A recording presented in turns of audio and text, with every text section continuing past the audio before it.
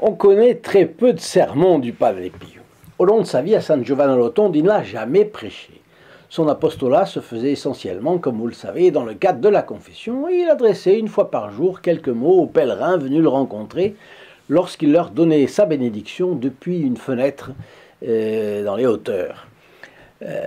Alors, on dispose de deux petits textes de sermons écrits de sa main. Un pour l'Assomption de Notre-Dame, dans lequel il est à son habitude filial, tendre et affectueux vis-à-vis de notre bienheureuse reine, et un pour le jour de Pâques, facilement reconnaissable à son style, spécialement dans sa conclusion. Et je vais vous lire ce deuxième pour Pâques, puisque nous sommes dans l'octave, c'est-à-dire dans les 8 jours qui suivent, qui constituent la fête de Pâques.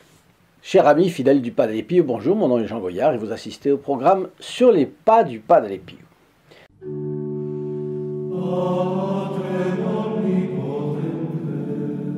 Les deux textes donc dont je vous ai parlé sont écrits d'une écriture très lisible et font penser qu'ils datent des premières années de sacerdoce du Padre Pio.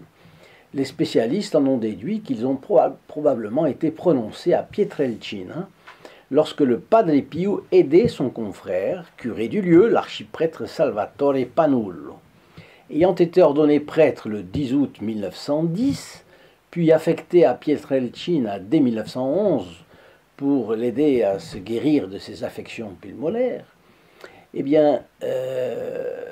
après, il a été appelé au service militaire en 1915 et s'est installé à San Giovanni Rotondo en 1916, le 4 septembre 1916. Donc, c'est entre les deux périodes.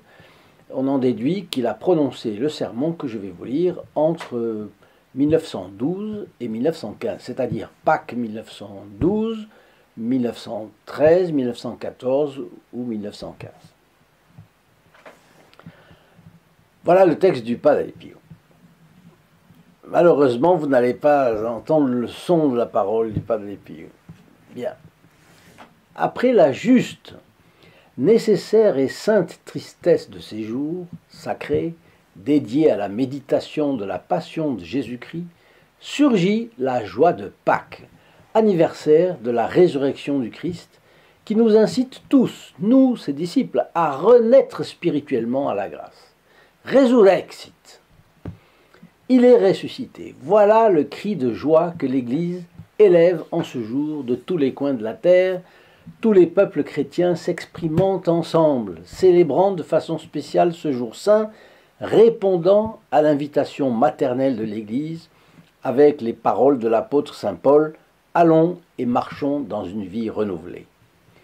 Ressuscitons nous aussi dans une vie nouvelle, plus sage et sainte. Nous, mes frères, qui avons eu cette grâce d'être une partie de cette immense foule de fidèles, célébrons solennellement ce jour. Et moi, votre frère en Jésus-Christ, je prie chacun en ce jour de prêter l'oreille aux exhortations et vœux que je vais vous faire. L'Église fête aujourd'hui la résurrection de Jésus-Christ, son époux, notre Rédempteur, avec des sentiments de tout le monde, mais aussi des sentiments dignes d'une épouse très sainte, qui veut rétribuer les sacrifices que son époux divin a faits pour toute l'humanité. Pourquoi Jésus-Christ s'est-il sacrifié jusqu'à la mort? Pour expier nos fautes, me répond la foi. Pourquoi ressusciter avec tant de prodiges? Pour témoigner de l'accomplissement de notre rédemption. Par sa mort, il nous rappelle que nous étions morts à cause du péché. Par sa résurrection, il nous montre le modèle très parfait de notre résurrection à la grâce. Jésus-Christ étant ressuscité immortel à la vie de la gloire, nous disons avec saint Paul que nous aussi nous devons ressusciter immortels à la vie de la grâce, avec le ferme propos de ne plus jamais succomber à la mort spirituelle de l'âme. Et vraiment, la vie de la grâce à laquelle nous sommes ressuscités est de nature immortelle, car la vie de la gloire à laquelle le Christ est ressuscité est par nature immortelle. La différence est que si le Christ ne peut plus mourir à sa vie de gloire, c'est le fruit d'une bienheureuse nécessité, il est Dieu. Et nous, si nous ne mourrons plus à la vie de la grâce, ce sera en vertu de notre choix et d'une attention constante.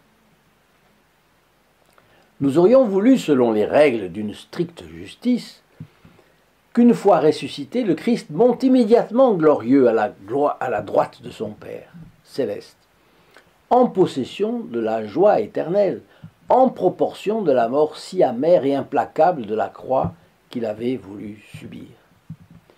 Et pourtant, nous savons que pendant 40 jours, il a voulu apparaître ressuscité. Surrexit Dominus vere et apparuit. Le Seigneur est vraiment ressuscité et il est apparu. Pourquoi?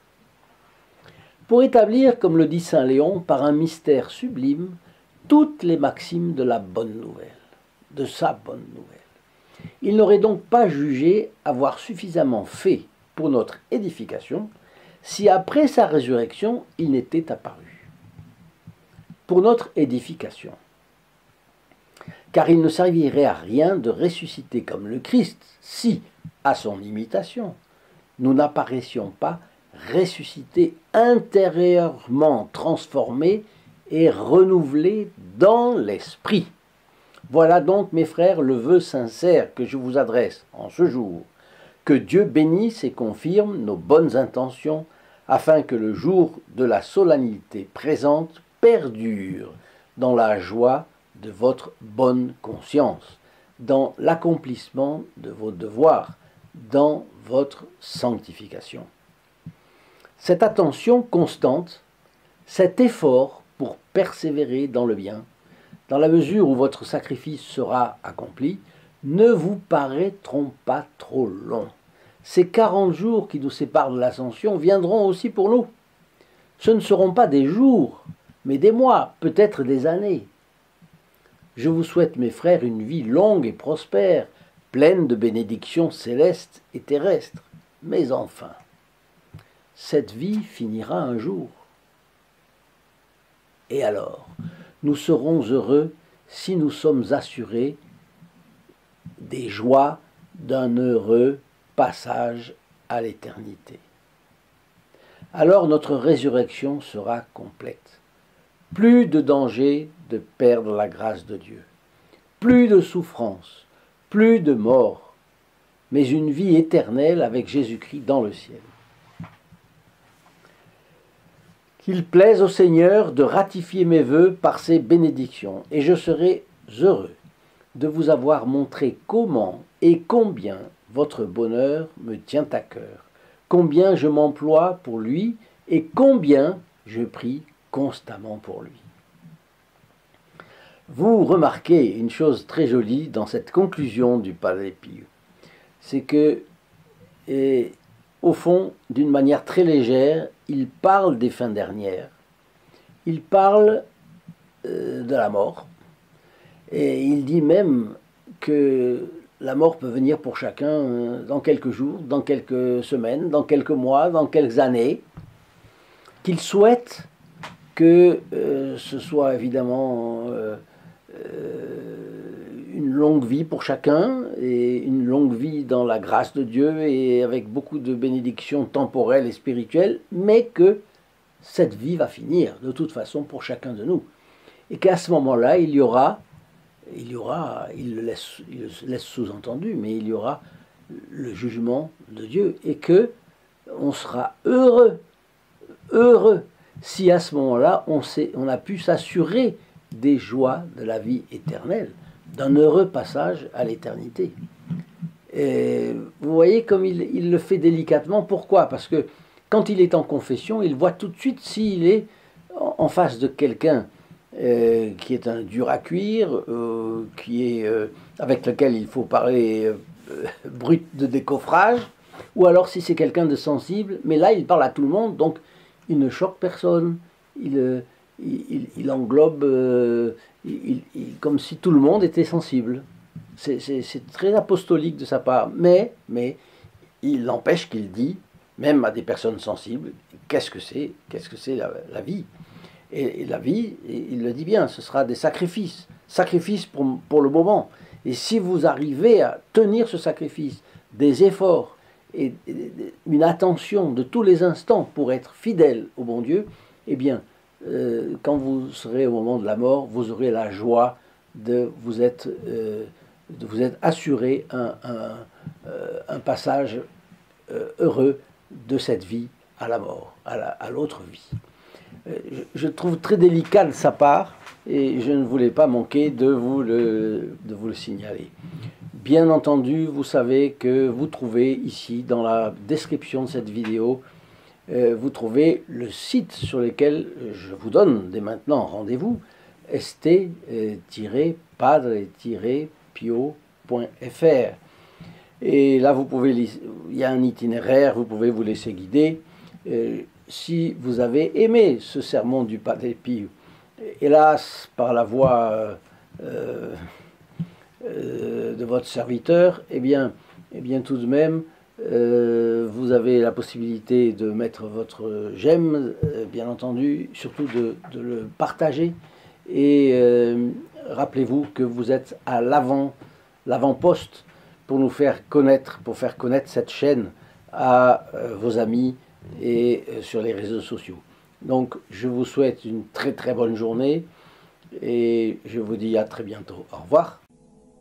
In nome del Padre, del Figliolo e dello Spirito Santo, e così sia. Sia lodato Gesù e Maria, e